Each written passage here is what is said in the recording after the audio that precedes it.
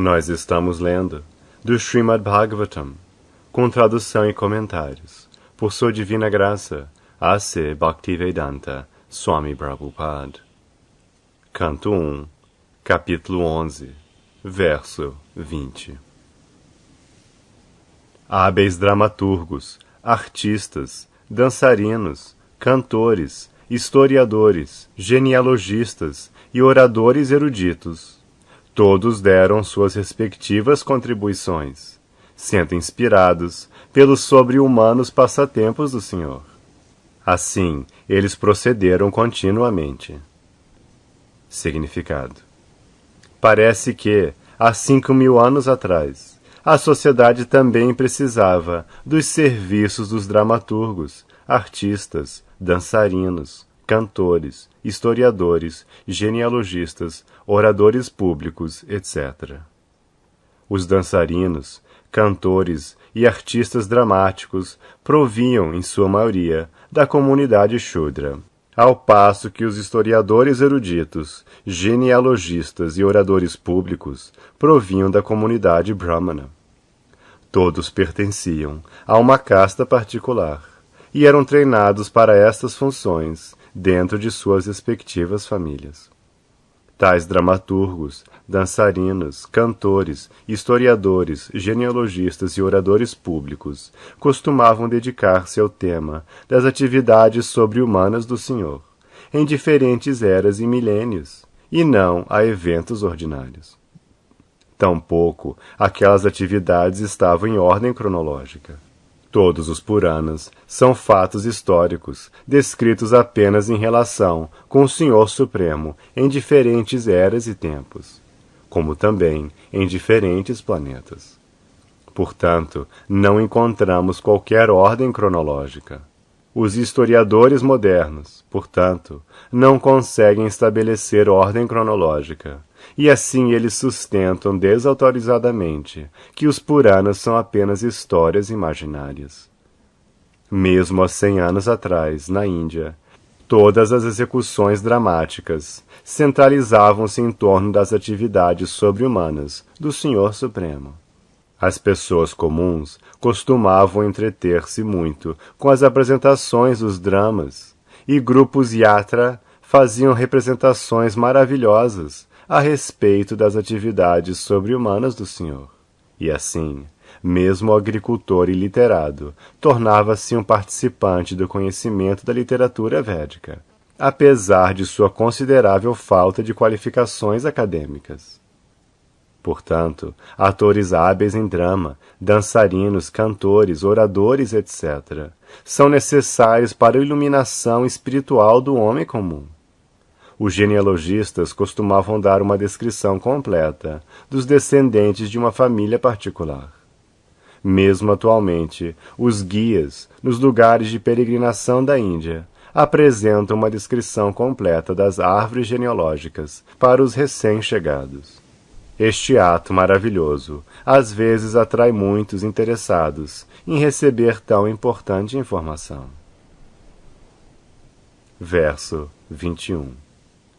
O Senhor Krishna, a personalidade de Deus, aproximou-se deles e ofereceu a devida honra e respeito a todos e cada um dos amigos, parentes, cidadãos e todos os outros que vieram recebê-lo e dar-lhe as boas-vindas.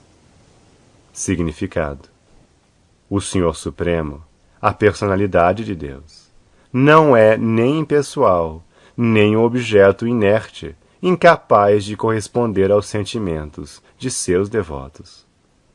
Aqui a palavra yatha vidi, ou assim como convém, é significativa. Ele reciproca assim como convém, com seus diferentes tipos de admiradores e devotos. É claro que os devotos puros são apenas de um tipo, porque eles não têm outro objeto de serviço além do Senhor. E por isso, o Senhor também corresponde a esses devotos puros, de maneira conveniente, ou seja, ele está sempre atento a todos os problemas de seus devotos puros. Há outros que o designam como impessoal, e desse modo o Senhor também não assume nenhum interesse pessoal. Ele satisfaz a todos, de acordo com seu desenvolvimento de consciência espiritual. E um exemplo desta reciprocidade exibe-se aqui com seus diferentes anfitriões. Verso 22. O Senhor Todo-Poderoso saudou todos ali presentes, inclinando sua cabeça, trocando congratulações, abraçando, apertando as mãos, olhando e sorrindo, dando encorajamentos e concedendo bênçãos, mesmo aos de classe mais baixa. Significado: para receber o Senhor Sri Krishna, havia todas as classes da população, começando com Vasudeva, Ugrasena e Gargamuni, o pai, avô e mestre, e descendo até as prostitutas e chandalas, que são habituados a comer cachorros.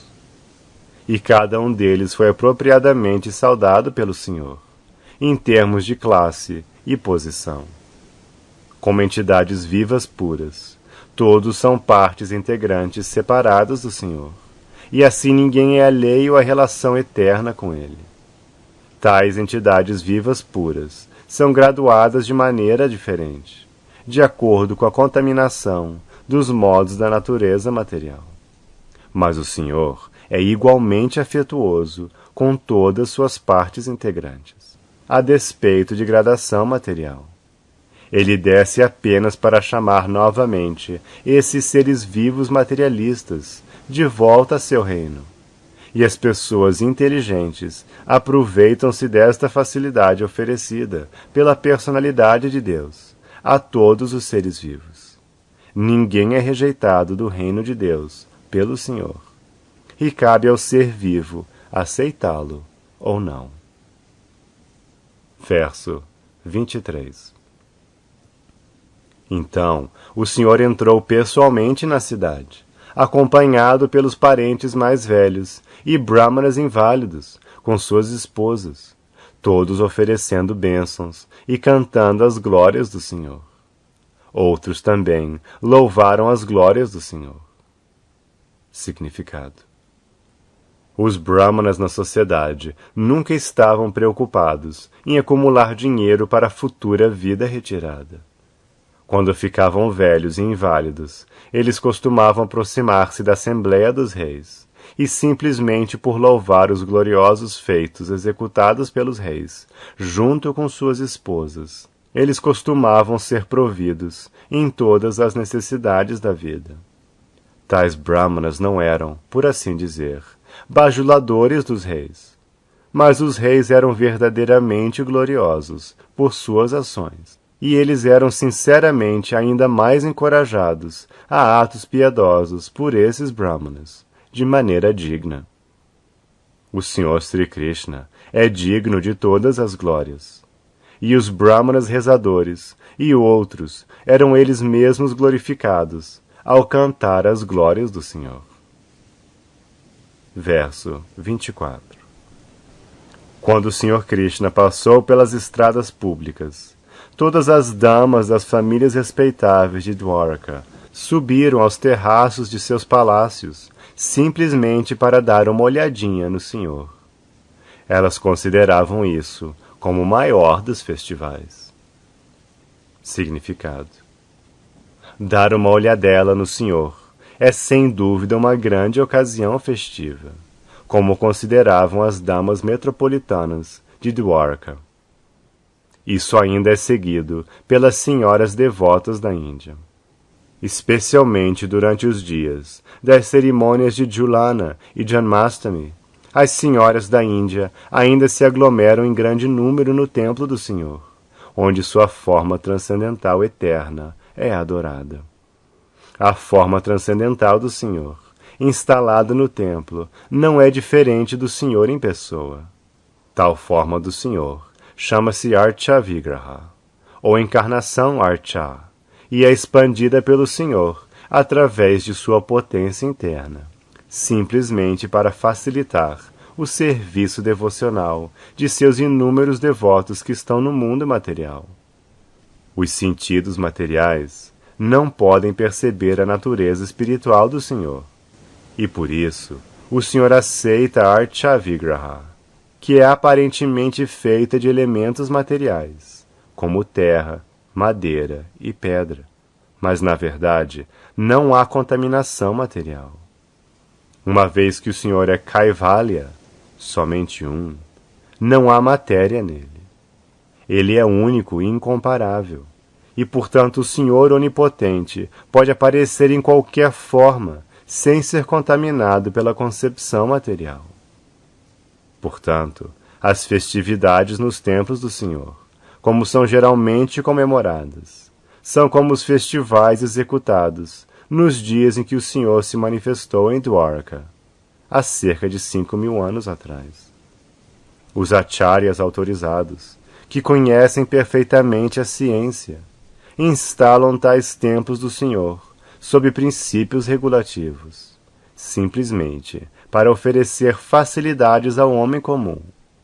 Mas as pessoas que são menos inteligentes, sem serem versadas na ciência, mal interpretam esta grande tentativa como sendo idolatria e metem o nariz onde não são chamadas. Portanto, as senhoras ou homens que observam festivais nos templos do Senhor, simplesmente para dar uma olhada na forma transcendental, são milhares de vezes mais gloriosos que aqueles que desacreditam da forma transcendental do Senhor. Parece, por esse verso, que os habitantes de Dwarka eram todos proprietários de grandes palácios. Isso indica a prosperidade da cidade. As damas subiram aos terraços, simplesmente para dar uma olhada na procissão e no Senhor. As damas não se misturavam com a multidão na rua, e assim sua respeitabilidade era perfeitamente observada. Não havia igualdade artificial com o homem. A respeitabilidade feminina é mais elegantemente preservada, mantendo a mulher separada do homem. Os sexos não devem se misturar irrestritamente. Verso 25. Os habitantes de Dwarka estavam regularmente acostumados a olhar o reservatório de toda beleza, o Senhor infalível, mas mesmo assim eles nunca ficavam saciados. Significado: quando as senhoras da cidade de Dwarka subiam aos terraços de seus palácios, elas nunca pensavam que tinham, anteriormente, visto muitas vezes o belo corpo do Senhor infalível. Isso indica que elas nunca saciavam seu desejo de ver o Senhor. Qualquer coisa material, vista por um certo número de vezes, finalmente torna-se sem atração, por causa da lei da saciedade. A lei da saciedade age materialmente, mas não há campo de ação para ela no reino espiritual. A palavra infalível é significativa aqui, porque embora o Senhor tenha misericordiosamente descido à terra, ainda assim ele é infalível. As entidades vivas são falíveis, porque quando entram em contato com o mundo material, elas perdem sua identidade espiritual. E assim o corpo materialmente obtido torna-se sujeito a nascimento, crescimento, transformação, situação, deterioração e aniquilação, sob as leis da natureza. O corpo do Senhor não é assim. Ele desce como é, e nunca está sob a influência das leis dos modos materiais. Seu corpo é a fonte de tudo que existe, o reservatório de toda a beleza, além de nossa experiência. Ninguém, portanto, fica saciado de ver o corpo transcendental do Senhor, porque sempre há manifestações de belezas cada vez mais novas. O nome transcendental, a forma, as qualidades, o séquito, etc., são todos manifestações espirituais. E não há saciedade no cantar do santo nome do Senhor. Não há saciedade em discutir as qualidades do Senhor. E não há limite para o séquito do Senhor. Ele é a fonte de tudo, e é ilimitado. Verso 26. O peito do Senhor é a morada da deusa da fortuna. Seu rosto semelhante à lua é o receptáculo para os olhos que anseiam por tudo que é belo. Seus braços são os lugares de repouso dos semideuses administrativos. E seus pés de lótus são o refúgio dos devotos puros, que nunca cantam nem falam de outra coisa, senão sua onipotência. Significado: há diferentes classes de seres humanos, todos buscando diferentes gozos em diferentes objetos. Há pessoas que estão buscando os favores da deusa da fortuna, e a elas as literaturas védicas informam que o Senhor é sempre servido com toda reverência por milhares e milhares de deusas da fortuna em Chintamani Dham, a morada transcendental do Senhor, onde todas as árvores são árvores dos desejos, e os prédios são feitos de Chintamani, gemas espirituais. O Senhor Govinda está ocupado ali em apacentar as vacas Surabi, como sua ocupação natural. Essas deusas da fortuna podem ser vistas automaticamente se somos atraídos pelos aspectos corpóreos do Senhor. Os impersonalistas não podem observar essas deusas da fortuna por causa de seu hábito especulativo seco. E para aqueles que são artistas, dominados pela bela criação, seria melhor verem o belo rosto do Senhor, para obterem completa satisfação. O rosto do Senhor é a corporificação da beleza. Aquilo que eles chamam de bela natureza é apenas seu sorriso, e aquilo que eles chamam de doces melodias dos pássaros são apenas amostras da voz sussurrante do Senhor. Há semideuses administrativos encarregados do serviço departamental da administração cósmica, e há pequenos deuses administrativos no serviço estatal. Eles são sempre temerosos de outros competidores, mas se eles se refugiam nos braços do Senhor, o Senhor pode protegê-los sempre do ataque dos inimigos. Um servo fiel do Senhor, ocupado no serviço de administração, é o líder executivo ideal e pode proteger bem o interesse da população em geral. Outros pretensos administradores são símbolos de anacronismos conducentes à aguda aflição das pessoas governadas por eles. Os administradores podem permanecer a salvo sob a proteção dos braços do Senhor. A essência de tudo é o Senhor Supremo. Ele é chamado de Saram, e aqueles que cantam e falam sobre ele são chamados de Sarangas, ou devotos puros. Os devotos puros estão sempre ansiando pelos pés de lótus do Senhor. O lótus tem um tipo de mel que é transcendentalmente saboreado pelos devotos. Eles são como as abelhas, que estão sempre atrás do mel. Srila Rupa Goswami, o grande devoto Acharya da Gaudiya Vaishnava Sampradaya, canta uma canção sobre esse mel do lótus, comparando-se à abelha. Ó meu Senhor Krishna, suplico oferecer-vos minhas preces. Minha mente é como a abelha, e está em busca de algum mel. Portanto, por favor, dai à minha mente abelha um lugar a vossos pés de lótus, que são as fontes de todo o mel transcendental. Eu sei que grandes semideuses como Brahma não veem os raios das unhas de vossos pés de lótus, muito embora estejam ocupados em profunda meditação por anos a fio. Ainda assim, ó infalível, essa é minha ambição, pois vós sois muito misericordioso com vossos devotos rendidos. Ó Madhava, também sei que não tenho devoção genuína pelo serviço a vossos pés de lótus, mas porque vossa onipotência é inconcebivelmente poderoso, podeis fazer o impossível.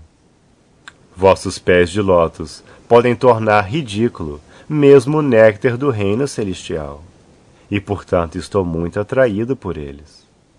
Ó Supremo Eterno, por favor, deixai portanto minha mente fixar-se em vossos pés de lótus, para que eu possa ser eternamente capaz de saborear o gosto de vosso serviço transcendental.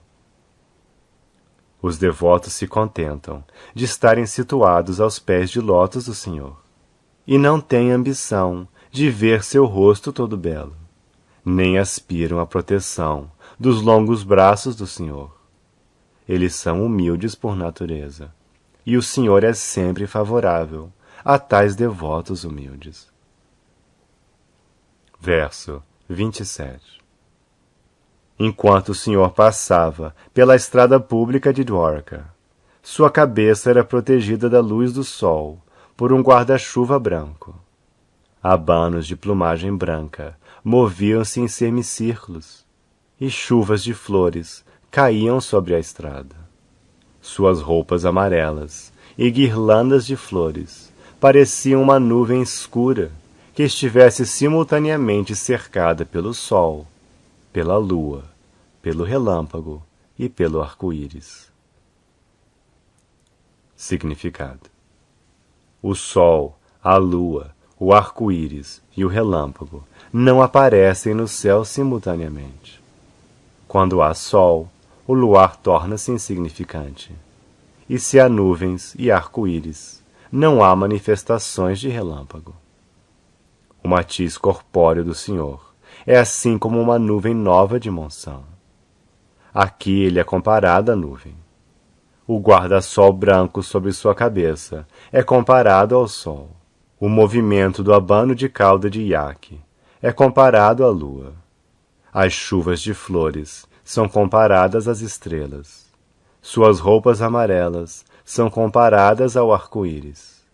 Desse modo, todas essas atividades do firmamento, sendo fatores de simultaneidade impossível, não podem ser ajustadas pela comparação. O ajuste só é possível quando pensamos na potência inconcebível do Senhor. O Senhor é todo-poderoso. Em sua presença, qualquer coisa impossível torna-se possível, através de sua energia inconcebível. Mas a situação criada, no momento de sua passagem nas estradas de Dwarka, era bela e não podia ser comparada a nada além da descrição dos fenômenos naturais. Verso 28. Após entrar na casa de seu pai, ele foi abraçado pelas mães presentes, e o Senhor ofereceu-lhes reverências, colocando sua cabeça a seus pés. As mães eram encabeçadas por Devaki, sua mãe verdadeira. Significado: parece que Vasudeva, o pai do Sr. Krishna, tinha lugares residenciais completamente separados, onde vivia com suas 18 esposas, das quais Srimati Devaki é a mãe verdadeira do Sr. Krishna. Mas apesar disso, todas as madrastas eram igualmente afetuosas com ele, como evidenciar-se-á no verso seguinte. O Sr. Krishna também não distinguia sua mãe verdadeira de suas madrastas, e ele ofereceu igualmente suas reverências a todas as esposas de Vasudeva, presentes na ocasião. Também de acordo com as escrituras, há 7 mães. 1. A mãe verdadeira. 2. A esposa do mestre espiritual. 3. A esposa de um brahmana. 4. A esposa do rei. 5. A vaca. 6. A ama. E 7. A terra. Todas elas são mães. Através deste preceito dos Shastras, mesmo a madrasta, que é a esposa do pai, também é tão boa como a mãe, porque o pai é também um dos mestres espirituais. O Sr. Krishna, o Senhor do Universo, representa o papel de um filho ideal, simplesmente para ensinar aos outros como tratar suas madrastas. Verso 29. Após abraçar seu filho, as mães sentaram-no em seus colos. Devido à afeição pura, o leite derramou de seus seios. Elas estavam dominadas pelo deleite, e as lágrimas de seus olhos molhavam o Senhor. Significado: quando o Senhor Krishna estava em Vrindavan, mesmo as vacas costumavam deixar correr o leite devido à afeição por ele. E o Senhor costumava retirar leite dos mamilos de todos os seres vivos, a ele afeiçoados. O que dizer, então, das madrastas, que já eram tão boas como sua própria mãe?